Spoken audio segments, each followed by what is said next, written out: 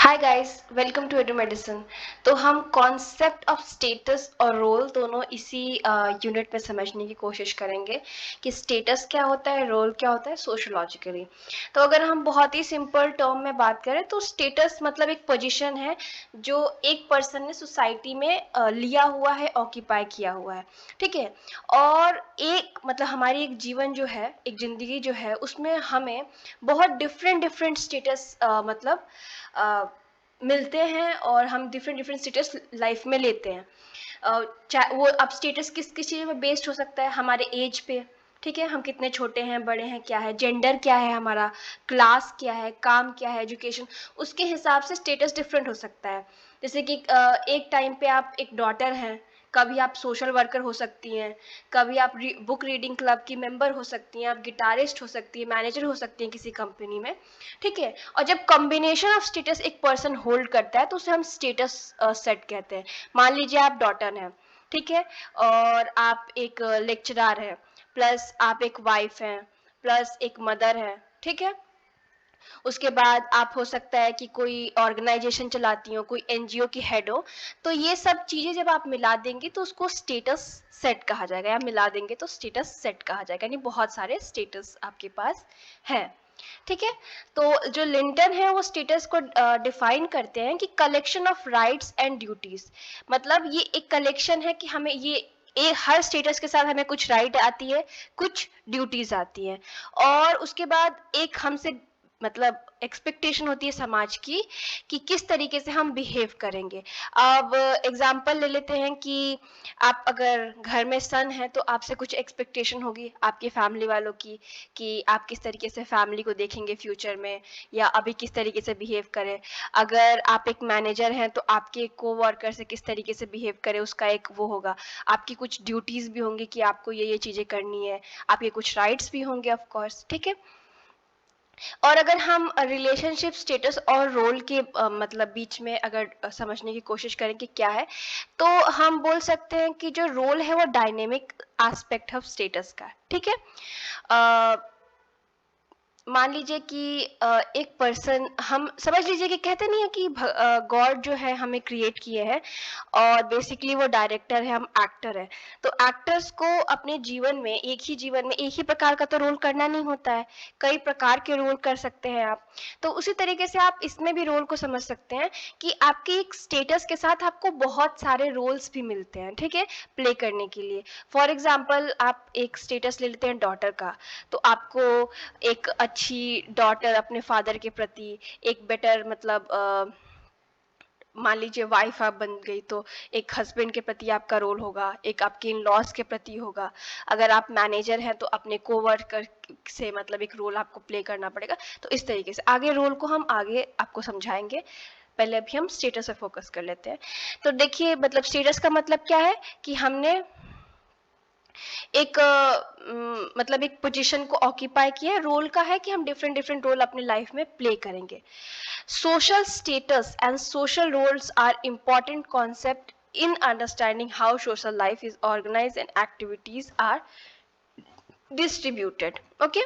तो social role क्या होता है? देखिए सोशल रोल कुछ नहीं है, अगर आप सिंपल भाषा में समझे तो सोशल रोल्स मतलब है कि एक जो हमसे एक्सपेक्टेशन है समाज की, सोसाइटी में हमें किस तरीके से बिहेव करना है, किस तरीके से खुद को रखना है। मतलब समाज आप अगर एक पर्सन है तो समाज आपसे एक्सपेक्टेशन रखेगा कि आप किसी का कत्ल नहीं कर रहे हैं, रोड पे चल रहे हैं तो आप थूक नहीं रहे हैं, आप एक अच्छे इंसान की तरह टैक्स पे कर रहे हैं अगर आपको टैक्स पे करना है तो। मतलब देखिए समाज आपसे, वो तो खैर स्टेट का रोल हो गया टैक्स प्ले करने का, मतलब समाज आपसे कुछ एक्सपेक्टेशन रखता है कि आप इस तरीके से रहेंगे। जो उस एक्सपेक्टेशन पे नहीं उतर पाता है या वो रोल को नहीं प्ले कर पाता है ढंग से, तो आपको पता है कि बहुत तरीके के नाम दिए जाते हैं उन लोगों को, ठीक है। तो उसके बाद अगर हम आइडियली बात करें, स्टेटस का मतलब ये होता है कि हमें जो पोजीशन समाज में मिली है, ठीक है, एक पर्सन को समाज में जो स्टेटस मिली है उसे हम मतलब एक मतलब पोजीशन जो मिली है हम उसे स्टेटस कह सकते हैं एक इंसान को। आप मतलब आदमी है चाहे औरत है, लॉयर है, शॉपकीपर है, ब्राह्मण है, दलित है, ठीक है। और देखिए स्टेटस के साथ हाई और लो का आइडिया भी होता है। मतलब अगर एवरीडे यूजेस में देखिए हम, अगर आप मान लीजिए वर्ण सिस्टम या कास्ट सिस्टम का ही देख लें, तो हाई स्टेटस किसको मिला है? ब्राह्मण्स को। लो स्टेटस किसको मिला है? दलित को। अगर हम जेंडर स्ट्रैटिफिकेशन के हिसाब से देखें तो मेन को हायर पोजीशन है सोसाइटी में अभी भी, और विमेन को लोअर थोड़ा उससे पोजीशन मिलता है। तो अब मतलब इक्वालिटी आ रही है सोसाइटी में, तो अभी भी लेकिन बहुत दूर है वो इक्वालिटी, ठीक है। तो इससे हम कह सकते हैं कि जो स्टेटस होता है वो सोशल स्ट्रैटिफिकेशन का एक बेस भी हो सकता है। An individual not just occupy a position but this position are also placed in a hierarchy. Say for example one occupiers is not merely different from another individual of labor but also ranked in term of prestige and differently rewarded। ठीक है, कहने का यहाँ तात्पर्य क्या है कि status जो है वो समाज में एक तरीके का सोशल स्ट्रैटिफिकेशन या डिवीजन या बांटवारा या हायरार्की पे आपको रखता है। एक मैनेजर का जो पोस्ट है एक लेबर से डिफरेंट होगा, आप तो मानते हैं ना। मैनेजर को ज्यादा प्रेस्टीज मिलेगी, मतलब ज्यादा इज्जत मिलेगी, उससे रिवॉर्ड अच्छे मिलेंगे, सैलरी हाई मिलेगी। क्या लेबर को उतना ही मिलेगा? तो कहीं ना कहीं स्टेटस आपको एक हायरार्की में भी पुट करता है या एक स्ट्रैटिफिकेशन भी, बंटवारा भी करता है ऊंच नीच में, ठीक है। जो मैक्स वेबर है वो डिफाइन करते हैं जो स्टेटस है उसको पॉजिटिव और negative social estimation of honour and related it to style of life. Lifestyle is symbolized by housing, clothing, language is spoken, manner of speech, occupation, to name a few. This is why everyday life, having a luxury or car or living in a rich neighborhood is seen as a symbol of person's status. While status normally seems to be determined by a person's income, wealth, unlike Marx, Weber argued that class and status may not always overlap. Okay, तो देखिए max weber यहाँ क्या कह रहे हैं कि जो social status है वो पॉजिटिव और नेगेटिव हो सकता है, ठीक है। और ये रिलेटेड किससे होता है? लाइफ स्टाइल ऑफ लाइफ, किस तरीके की हमारे जीवन शैली। अब जीवन शैली में क्या क्या चीजें आती हैं कि आप किस प्रकार का जीवन जी रहे हैं, आपके पास कपड़े कैसे हैं, आपके पास घर कैसा है, आप कौन सी लैंग्वेज बोल रहे हैं। देखिए लैंग्वेज भी एक तरीके से आपको दिखाती है कि जो ये हायरार्की है या जो ऊंच नीच की हम बात कह रहे हैं उसमें आप कितने ऊंचे हैं कितने नीचे। आप देखे होंगे स्पेशली इंडियन सोसाइटी के लिए इंग्लिश स्पीकर्स जो होते हैं उनको बहुत ज़्यादा अच्छी ट्रीटमेंट मिलती है। अगर आप कितने भी इंटेलिजेंट, अगर आप हिंदी स्पीकर हैं या कोई रीजनल लैंग्वेज, तो बहुत सारी जगह पे आपको जज किया जाएगा। मैं नहीं कर रही हूँ, सोसाइटी में ऐसा होता है। देखिए सोशियोलॉजी पढ़ाते टाइम आपको रियल लाइफ एग्जाम्पल्स देने पड़ते हैं, प्लीज कोई ऑफेंड मत होइएगा, ठीक है। अब उसके बाद किस तरीके से आप बात करते हैं, किस प्रकार का आप मतलब काम करते हैं, आपके जीवन मतलब आपके घर पे कितने कार हैं, कितने बड़े जगह पे रहते हैं, कितने अमीर हैं, ठीक है। ये पर्सन का एक स्टेटस शो करता है कि वो कितना रिच है, ठीक है। तो status normally seems to be determined by persons income और वेल्थ अनलाइक मार्क्स वेबर। अब देखिए मार्क्स क्या बोल रहे हैं कि जो स्टेटस है वो कितना हम कमा रहे हैं, क्या हमारा मतलब हमारे पास कितना पैसा है, कितना कैपिटल है, उससे मतलब जज होता है, ऐसा मार्क्स कह रहे हैं, कार्ल मार्क्स कह रहे हैं। और वेबर कह रहे हैं कि class and status may not always overlap. ये बोल रहे हैं कि क्लास और स्टेटस दोनों अलग अलग चीजें हो सकती हैं, हमेशा एक दूसरे को ओवरलैप नहीं करेंगी। Status can be independent basis of social stratification, thus both properties and मतलब propertied and propertyless can belong to same status group. तो यहाँ पे वेबर कह रहे हैं कि देखिए क्लास और स्टेटस को आप एक साथ मत देखिए। स्टेटस एक इंडिपेंडेंट बेसिस हो सकता है सोशल स्ट्रैटिफिकेशन का, और प्रॉपर्टी और प्रॉपर्टी लेस दोनों भी एक ही स्टेटस ग्रुप के हो सकते हैं। फॉर एग्जाम्पल अगर हम लेते हैं कि कोई विमेन है, ठीक है, और वो वाइफ है, तो उसके पास प्रॉपर्टी है या नहीं है, वो वाइफ का ही जो स्टेटस है वो उसका रहेगा, कोई फर्क नहीं पड़ता कि उसके पास प्रॉपर्टी है या नहीं, ऐसा वेबर कह रहे हैं। लेकिन मार्क्स कह रहे हैं कि अगर ये वाइफ के पास पैसा है, रुपया है, दौलत शोहरत है, तो इसका स्टेटस अलग होगा। मतलब ये क्लास और मतलब मार्क्स जो कह रहे हैं कि क्लास यानी धन दौलत से रिलेटेड, और स्टेटस एक ही होता है ऑलमोस्ट, ठीक है। और वेबर कह रहे हैं कि जरूरी नहीं है। आई होप कि आपको समझ में आ गया हो। उसके बाद जैसे आप देखते हैं कि जो स्टेटस है वो हमने बताया कि हायरार्की के हिसाब से अरेंज किया गया है। पॉजिटिव भी हो सकता है, नेगेटिव भी हो सकता है।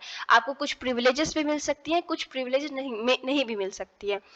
हैविंग स्टेटस ऑफ दलित और फॉर्मर अनटचेबल इन इंडिया, ठीक है। अब मान लीजिए कि आपके पास दलित का स्टेटस है, तो आप पूछेंगे कि कैसे, मतलब स्टेटस में प्रिविलेज नहीं मिलेगा। तो दलित आपका है तो आप अनटचेबल थे पहले के समय में। तो अब कोई भी दलित के साथ पहले के ज़माने में खाना नहीं खाता था, साथ नहीं बैठता था, शादी नहीं होती थी अपर कास्ट की। और ऐसा ही पहले के समय की बात हो रही है, ठीक है। और पहले के समय में अमेरिका में ब्लैक जो लोग थे उनके साथ भी ऐसा ही सिचुएशन होता था। तो अगर आपके पास ये स्टेटस था तो आपके साथ प्रिविलेजेस आपको नहीं मिली थी। अगर आपके पास ब्राह्मण का या वाइट का स्टेटस था तो आपको ज़्यादा प्रिविलेजेस मिली थी। तो यानी यहाँ पे कहने का तात्पर्य ये है कि स्टेटस पॉजिटिव भी हो सकता है, नेगेटिव भी हो सकता है, ठीक है।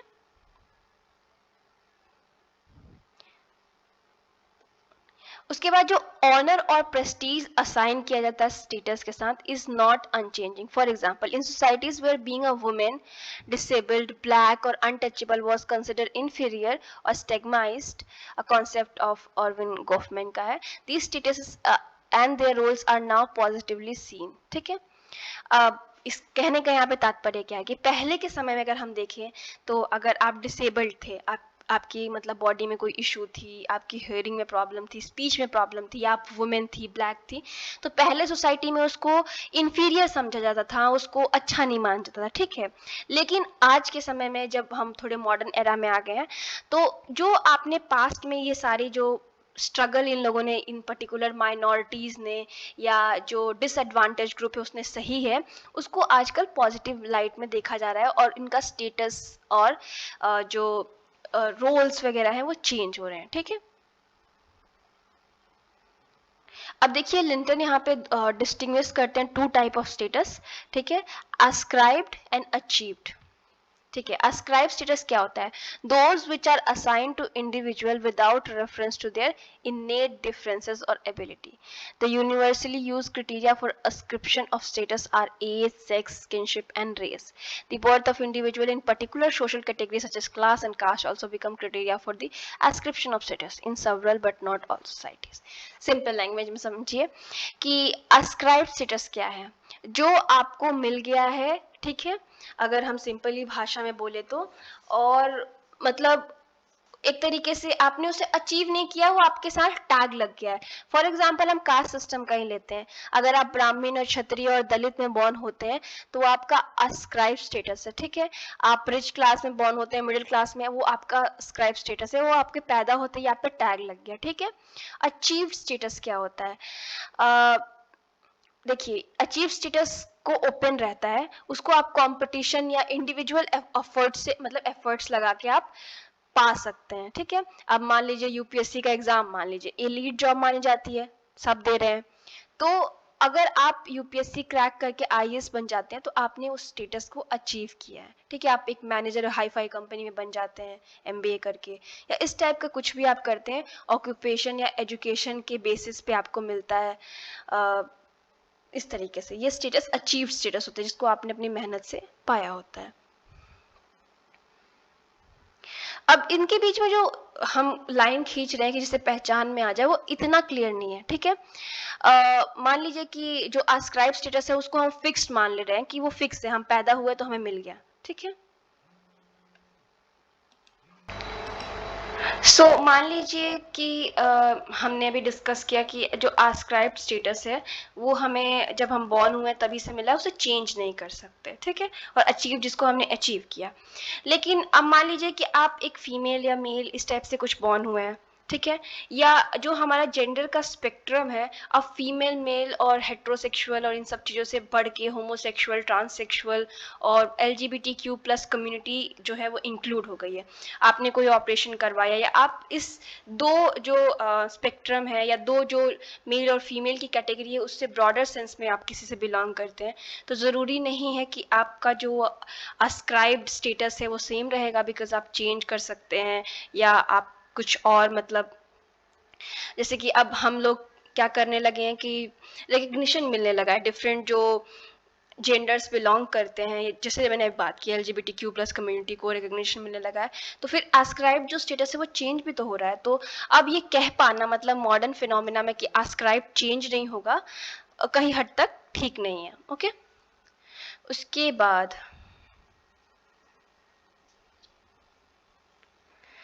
अब ऐसे हम लोग जैसे क्लास और कास्ट को भी एक तरीके से ascribed या अचीव के स्टेटस में रखते हैं। It is also necessary to ask if achieved status are entirely merit based और does ascribed status of being white or male upper caste can also influence the acquisition of status। यहाँ बहुत ही अच्छी बात कही गई है। मैंने जो मटेरियल यूज किया है वो इग्नू का इंटायरली यूज किया है इसके लिए, बिकॉज मुझे सबसे अच्छा लगा वो। तो बात यहाँ पे की गई है कि देखिए हमने कहा कि क्लास और कास्ट जो होता है वो ascribed हो सकता है, ठीक है, स्टेटस कि आप इस पर्टिकुलर कास्ट में पैदा हुए हैं, चेंज नहीं कर सकते। क्लास भी कह सकते हैं, upper caste, rich caste, class में आप पैदा हुए हैं तो आप चेंज नहीं कर सकते। लेकिन क्या ये नहीं हो सकता कि जो आपने अचीव किया है, फॉर एग्जाम्पल जो अचीव आपका स्टेटस है उसको ascribed स्टेटस ने इंटरफेयर नहीं किया। फॉर एग्जाम्पल आप रिच हैं, या मान लीजिए आप वाइट हैं या मेल हैं या अपर कास्ट हैं, तो क्या ये इन्फ्लुएंस नहीं करेगा कि आप एक अचीव स्टेटस पालें? कहने का तात्पर्य ये है कि मैं एक वीडियो देख रही थी, आई गेस स्वेडल या समथिंग करके चैनल है, मैं रॉन्ग नहीं हूँ तो आई गेस मुझे याद आ रहा है। तो उसमें बात की जा रही थी कि क्या रिच होना इन्फ्लुएंस नहीं करता कि हम किस लेवल की अर्निंग करेंगे, किस टाइप का जॉब करेंगे, किस टाइप के कॉलेज पे जाएंगे। तो ऑफ कोर्स जिसके पास पैसा है उसके पास बेटर अपॉर्चुनिटी है, उसके पास बेटर चांसेस है, वो बड़े बड़े कॉलेजेस में जा सकता है जहाँ पे उसकी लर्निंग का जो एस्पेक्ट है या जो उसके लर्निंग का मतलब ऑप्शंस जो होंगे वो खुल जाएंगे। तो कहीं ना कहीं आपके रिचनेस, अपर कास्ट होना या मेल होना सोसाइटी में इन्फ्लुएंस करता है अचीव्ड मतलब आस्क्राइब से अचीव में जाने। मतलब अगर आपका आस्क्राइब्ड स्टेटस अपर है तो कहीं ना कहीं जो आपका अचीव स्टेटस है वो भी अच्छा होने की पूरी पूरी चांसेस है, ठीक है। मतलब आप पैदा ही रिच हुए हैं तो आपके पास चांसेस हैं, क्योंकि मान लीजिए आप एक बिजनेस शुरू करना चाहते हैं, आपको घर से ही इन्वेस्टमेंट मिल जाएगा, बाहर जाके ढूंढने की जरूरत नहीं है। आपको घर से ही बहुत ही अच्छा एक मान लीजिए आपके घर में बिजनेसमैन है तो बहुत अच्छा डायरेक्शन मिल जाएगा, लोग आपको बता सकते हैं कि क्या करना है क्या नहीं। क्या एक पुअर इंसान वैसे कर पाएगा जो एक रिच इंसान कर पाया? तो ऑफ कोर्स डिफरेंसेस आती हैं। अब मास्टर स्टेटस क्या होता है? हर सोसाइटी में एक ऐसा स्टेटस होता है जो अन्य सारे स्टेटस को ओवरशैडो कर दे, ढक दे, ठीक है। एंड इस स्टेटस को बहुत ज़्यादा इंपॉर्टेंस मिलती है समाज में। This is called master status. मतलब ये हर स्टेटस से बहुत ज़्यादा इम्पॉर्टेंट स्टेटस है, इसको इसके लिए प्रति बहुत रिस्पेक्ट होती है। Gender, race, caste for instance often become master status in highly stratified societies. जहाँ भी समाज में बहुत स्ट्रैटिफिकेशन और डिवीजन है तो कोई पर्टिकुलर कास्ट को कुछ ज़्यादा ही मतलब एकदम रिस्पेक्ट मिलती है, या इस टाइप से आप कह सकते हैं। कोई जॉब, फॉर एग्जाम्पल हमारी सोसाइटी में अगर आप आईएएस बन गए तो कुछ ज़्यादा ही आपको रिस्पेक्ट मिलेगी, तो आप उसको मास्टर स्टेटस कह सकते हैं, ठीक है। उसके बाद अगर हम रोल की बात करें तो देखिए, अगर हम फोकस करें अपनी लाइफ पे तो हम कितने डिफरेंट डिफरेंट रोल अपने एवरीडे में ही करते हैं और अपने डिफरेंट डिफरेंट स्टेटस को। Just as there are multiple status there are role associated with each of them. जितने हमारे स्टेटसेस हैं, मतलब हम as a daughter, as a teacher, as a friend, as a coworker, ये सारे मेरे status हैं। इन सारे स्टेटस से मेरा कोई रोल है। मतलब फॉर एग्जाम्पल यहाँ पे मेरा रोल क्या है, कमेंट में लिख के बताइएगा। A women for instance play the role of daughter, sister, student, private tutor, a friend and so on, ठीक है। एज अ वुमेन कितने सारे उनको रोल प्ले करना है, एक डॉटर का करना है, एक सिस्टर का करना है, एक स्टूडेंट का करना है, ठीक है। फॉर एग्जाम्पल एक यूट्यूबर का करना है, ठीक है। तो गिडन और स्टर्न बताते हैं कि socially defined expectation that a person is given status social position follows. For example, when there is traffic congestion, we expect that traffic police to manage the traffic and ease the flow of vehicles. Similarly, at the restaurant, customer expect the waitress to provide the menu, note down the orders and serve the food. ठीक है। अब देखिए, हर जगह जो आपका status है उससे कुछ ना कुछ रोल आपको प्ले करना है। ट्रैफिक अगर बहुत ज़्यादा है तो ट्रैफिक पुलिस से हम एक्सपेक्ट करते हैं कि वो ट्रैफिक को ठीक करके और ट्रैफिक को मैनेज करे, व्हीकल्स को निकाले। रेस्टोरेंट में अगर वेटर वेटरेस दोनों में से कोई भी है तो वो हमारे जो हमें मेन्यू दे, हमारा ऑर्डर ले, हमें फूड ले दे, बिल ले, ठीक है। न्यूकॉम जो है वो डिस्टिंग्विश करते हैं कि हमारा एक्सपेक्टेड बिहेवियर क्या है और एक्चुअल बिहेवियर ऑफ इंडिविजुअल, ठीक है। एक्सपेक्टेड बिहेवियर उसको हम कह सकते हैं कि एक इंडिविजुअल से एक्सपेक्ट किया जा रहा है कि to perform as per the status and role assign to him और her. Actual behaviour of person में different from the expectation behaviour, ठीक है। अब मान लीजिए कि हम लोग कहते हैं कि किसी भी अधिकारी से, किसी भी मिनिस्टर से ऐसा एक्सपेक्ट करते हैं कि वो अच्छा हो, हमारे लिए काम करे, जिस भी जगह से है वो वहाँ पे उन्नति हो, विकास हो, ये एक्सपेक्टेड है उनसे। पर ज़रूरी है कि वो यही चीज़ करे? ऐसा होगा कि वो विकास ना करे, ऐसा होगा कि वो करप्शन में इन्वॉल्व हो, ठीक है। एक्चुअल बिहेवियर और एक्सपेक्टेड बिहेवियर में डिफरेंस हो सकता है। Banton further redefined the distinction and added that actual behavior can be related to role cognition, individual own their ideas and what appropriate, or second expectation to other people's idea what he will do, or norms to other people's idea but what he should do, ठीक है। अब इसको further जो banter है वो बताते हैं कि ये तीन प्रकार से अब इंसान बिहेव करता है, उसका एक्चुअल बिहेवियर तीन चीज़ों से डिफाइन होता है या तीन चीज़ों को उस पर इम्पैक्ट पड़ता है, ठीक है। कि इंडिविजुअल का खुद का आइडिया क्या है कि क्या सही है क्या गलत। जरूरी नहीं है कि आप जिस चीज को सही मानते हो या उसको मैं भी सही मानूं, आप जिस चीज को मानते हो गलत उसे मैं भी मानूं। अब पॉलिटिकल आइडियोलॉजी की अगर हम बात कर लें तो कुछ लोग लेफ्टिस्ट होते हैं, कुछ राइटिस्ट होते हैं, कुछ मॉडरेट होते हैं। तो उन जो लेफ्टिस्ट है उनके नज़र में राइटिस्ट की बातें अलग होंगी, मतलब सही नहीं होंगी, मॉडरेट की नज़र में उन दोनों की बातें सही नहीं होंगी, तो ऐसे, ठीक है। तो इंडिविजुअल का आइडिया भी डिपेंड करता है कि वो किस तरीके से बिहेव करेगा। हाँ, उसके बाद अदर का जो एक्सपेक्टेशन है उससे कि वो क्या करेगा, और उसके बाद और लोगों का जो सोसाइटी में नॉर्म्स है कि उसको क्या करना चाहिए। तो ये तीनों चीज़ें इम्पैक्ट करती हैं एक पर्सन के आइडिया को। उसके बाद take for example the role of chef. Neeraj occupies the status of head chef in a hotel. A chef, he is expected to play the role of overall supervision, coordination with cooks who have to prepare the meals. Apart from this, some general expectation from him is include ensuring the discipline, maintenance of hygiene standards in the regular work of environment of kitchen, ठीक है। Chef जो है नीरज, उसके पास head chef का role है hotel में, ठीक है। उसको स्टेटस है उसका, सॉरी, शेफ का, और उससे एक्सपेक्ट क्या किया जा रहा है, क्या रोल प्ले करना है कि उसको सुपरविजन देख, मतलब सबको देखभाल करना है कि सब खाना अच्छे से बन रहा है कि नहीं। उसके अलावा उसको ये भी देखना है कि साफ सफाई का स्टैंडर्ड और इन्वायरमेंट मेंटेन रहे, उससे एक्सपेक्टेड है ये कि ये देखेगा। और उसका रोल क्या है, ये देखना है कि खाना बन रहा है, ठीक है।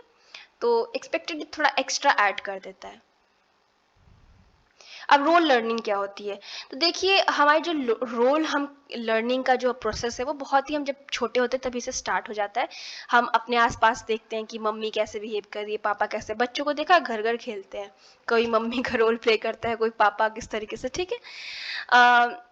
देखिए यहाँ पे एग्जांपल दिया भी है कि रोल प्लेइंग का गेम हम खेलते हैं और वो दिखते हैं कि उसके मदर फादर टीचर्स कैसे कैसे मतलब बिहेव कर रहे हैं, ठीक है। और उसी में से कुछ हम पैटर्न्स बिहेवियर अपने लाइफ में या अपने बिहेवियर में ले आते हैं। A role model can be person in family, neighbourhood, school और some even distance unrelated person whom we have seen in social media। अब तो खैर सोशल मीडिया का इन्फ्लुएंस हो गया है, या हम टीवी देखते हैं, रेडियो सुनते हैं, तो एक हमारे मन में होता है ना, काश हम ऐसा बन जाए, तो वो हमारा एक रोल मॉडल हो सकता है। आपने सुना भी होगा रोल मॉडल, लोग बहुत बात करते हैं इस टॉपिक पे।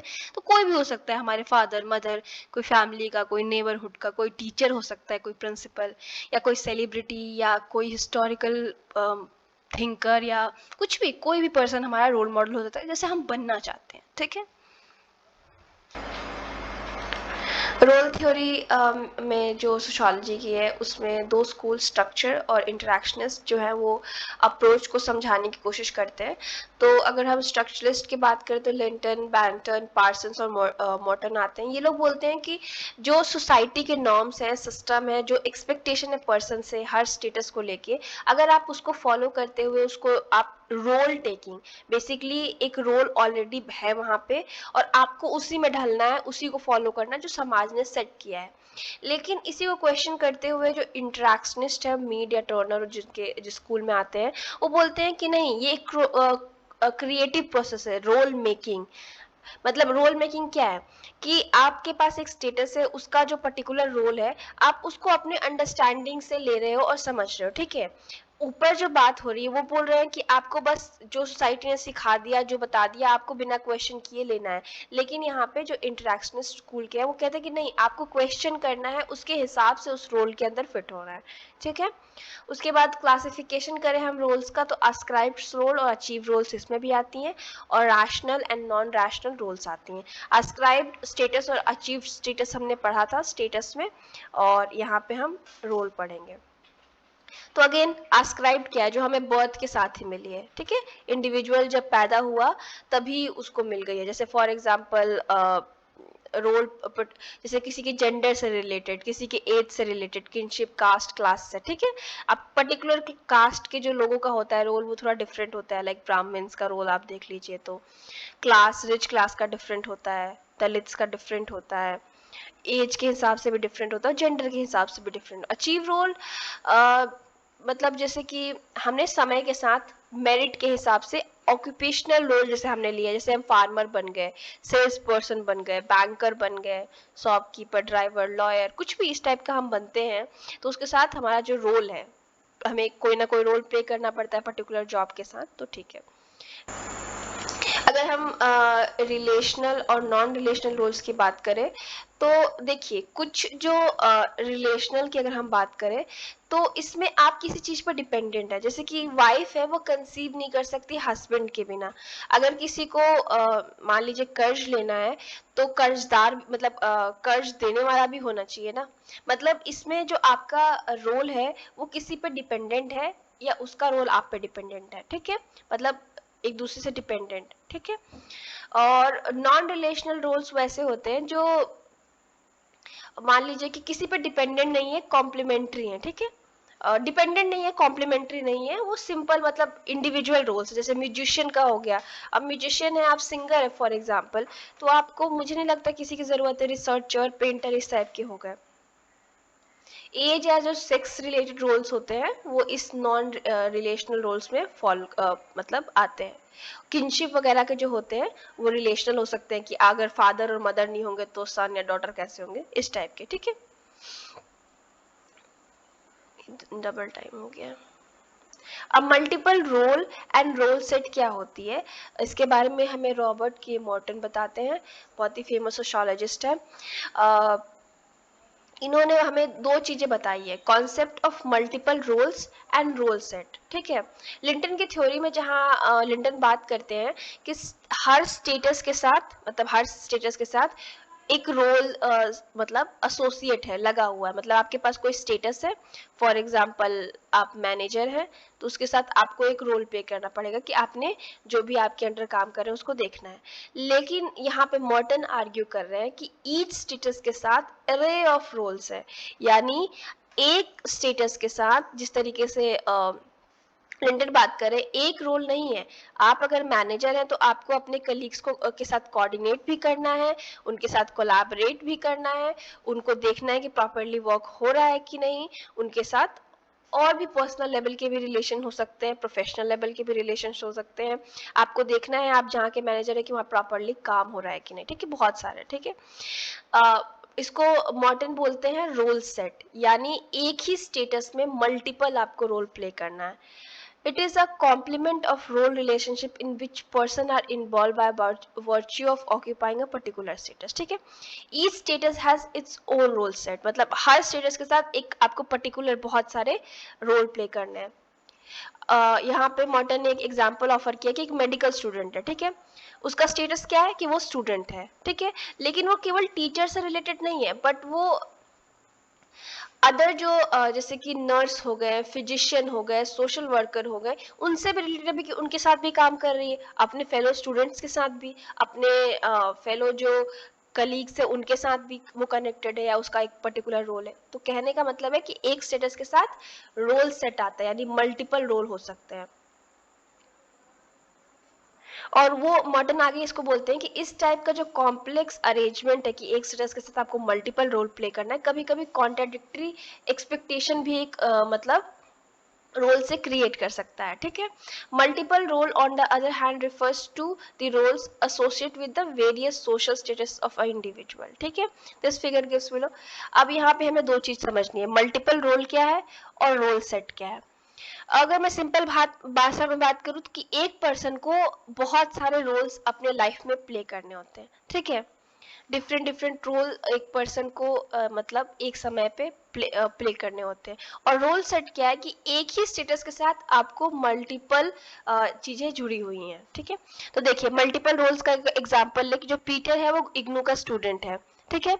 वो फैमिली में ब्रदर भी है अपने, स्पोर्ट्स में वो एक फुटबॉल प्लेयर है, एनजीओ में पार्ट टाइम वॉलंटियर है और वर्क प्लेस पे वो एक सेल्समैन है, ठीक है। ये उसका मल्टीपल रोल हो गया। और रोल सेट की बात करें तो मनोज जो है वो एक कॉलेज में या स्कूल में, गवर्नमेंट स्कूल में टीचर है।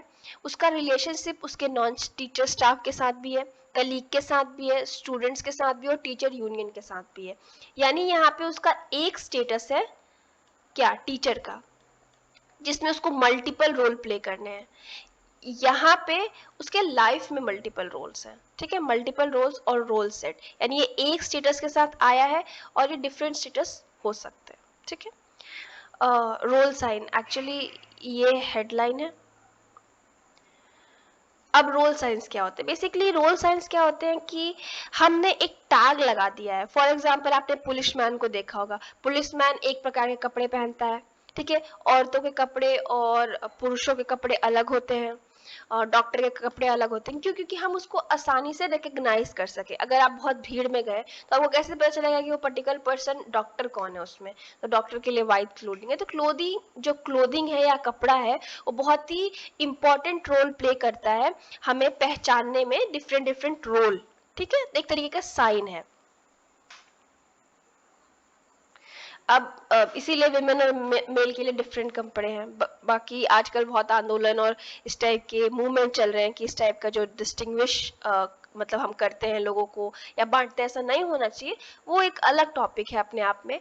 लेकिन ये साइन इम्पॉर्टेंट इसलिए है कि हम जल्दी से समझ सके और मतलब उसी के हिसाब से एक्शन कर सके। तो बेंटन के हिसाब से role sign help in a communication and control, आप बेटर कम्युनिकेट कर पाएंगे। Role sign act as a way of communication by shaping our relationship, expectation, and interaction. They also help in controlling behavior and checking deviance from the role, both of the individual playing the role and signaling each other. ठीक है, दो बात यहाँ पे की गई है, communication में हेल्प करता है और कंट्रोल में। कम्युनिकेशन कैसे, आपको पता चल जाएगा कि वो पर्टिकुलर पर्सन ये काम करता है। आपने देखा होगा बहुत सारे जॉब्स में अलग, जैसे ट्रैफिक पुलिस है, तो एक बेटर तरीके से आप अगर कोई इशू है कुछ भी है तो आप समझ सकते हैं, ठीक है। डॉक्टर है, कंट्रोल कैसे कि कोई डिविएंस ना कर रहा उस रूल को। आप देखते हैं स्कूल में कितना हमारे स्ट्रिक्ट रूल होता है कि आप ड्रेस में ही आएंगे। ड्रेस में क्यों? ड्रेस एक तो इंसान का एक जो प्रॉप मतलब मेजर थिंकिंग ये है कि एक तरीके से जो ऊंच नीचे वो नहीं दिखाता, इक्वालिटी दिखाती है। उसके बाद यूनिफॉर्म कहते भी है ना कि यूनिफॉर्म का मतलब क्या होता है, एक बराबर, एक जैसा, ठीक है, एक समान। और दूसरा ये दिखाता है कि आप स्टूडेंट हैं, ठीक है, और जो वो फॉलो नहीं करता उसको पनिशमेंट मिलती है। रियल लाइफ में ऐसा नहीं होता, बट ऐसे जॉब्स भी होते हैं, लाइक पुलिस ऑफिसर है तो आपको ड्रेस में आना है, अगर आपका जो जॉब है उसमें ड्रेस है। आप फायर से रिलेटेड जो फायर फाइटर्स होते हैं उनमें भी ड्रेस होता है, इसीलिए क्योंकि इससे आसान हो जाएगा। अगर ये सब ना हो और अगर इस तरीके से हम फॉलो ना करें तो जो हमारा एवरी डे का लाइफ है वो बहुत क्योटिक हो जाएगा। अब हॉस्पिटल हम भीड़ भरे चले गए, हमें पता ही नहीं डॉक्टर, हम किससे बात करें, ठीक है। तो डॉक्टर ने डॉक्टर के कपड़े पहने तो हम पहचान पाएंगे। कॉस्ट्यूम्स, क्लोथ्स ये बहुत हेल्प करती हैं, ठीक है।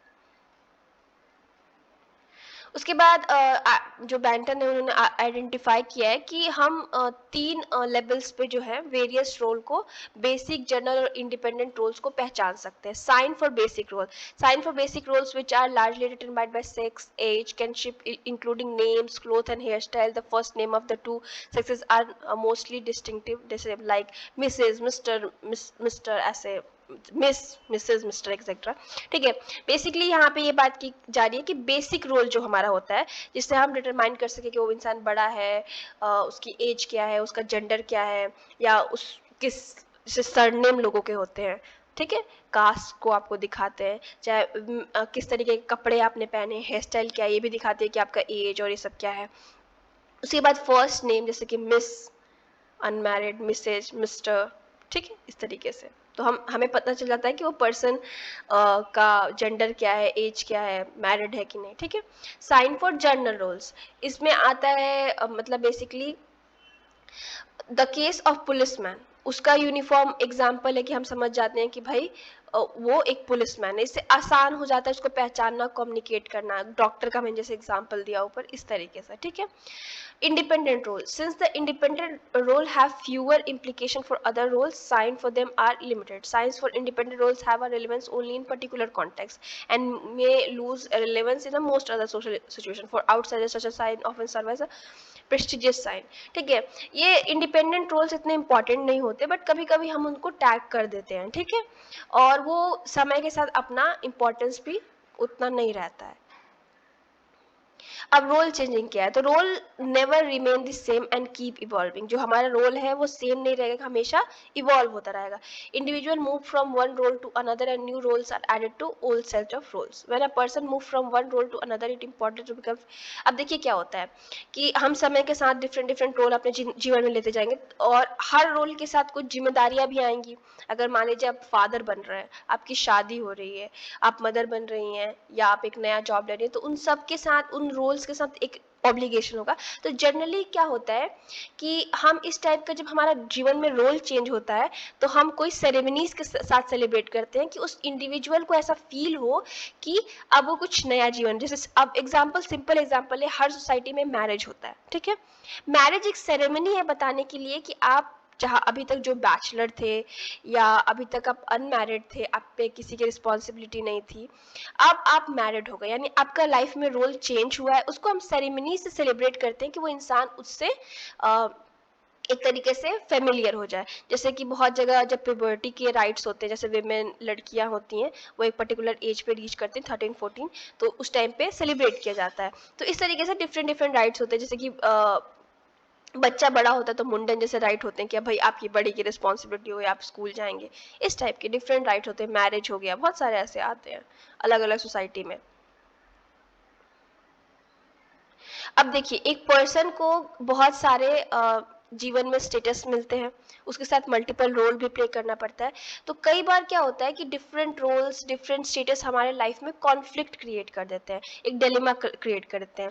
सिंपल एग्जांपल लेते हैं हम, मान लीजिए कोई क्लास मॉनिटर है, ठीक है, मान लीजिए अहमद, और उसके पास रिस्पॉन्सिबिलिटीज हैं बहुत सारी। उस रिस्पॉन्सिबिलिटी में क्या है, उससे एक्सपेक्ट किया जा रहा है कि वो क्लास में डिसिप्लिन मेंटेन रखे जब टीचर नहीं है। लेकिन सेम टाइम पे क्या होता है कि जब उसके क्लोज फ्रेंड्स जो हैं वो रूल को तोड़ रहे हैं और मतलब क्लास में बुली कर रहे हैं लोगों को, एक्सेट्रा एक्सेट्रा, तो इस सिचुएशन, तो रोल कॉन्फ्लिक्ट कहाँ शुरू हो रहा है, जब अहमद की रिस्पॉन्सिबिलिटीज जो है एज अ क्लास मॉनिटर, वो कॉन्फ्लिक्ट कर रही है उसके फ्रेंड्स के साथ जो उसकी रिलेशनशिप होने चाहिए, ठीक है। अब वो फ्रेंड्स को मना करे कि आप इस तरीके से बिहेव करें ना करें, या टीचर को जाके बताए कि ये लोग ऐसा कर रहे हैं, ठीक है। और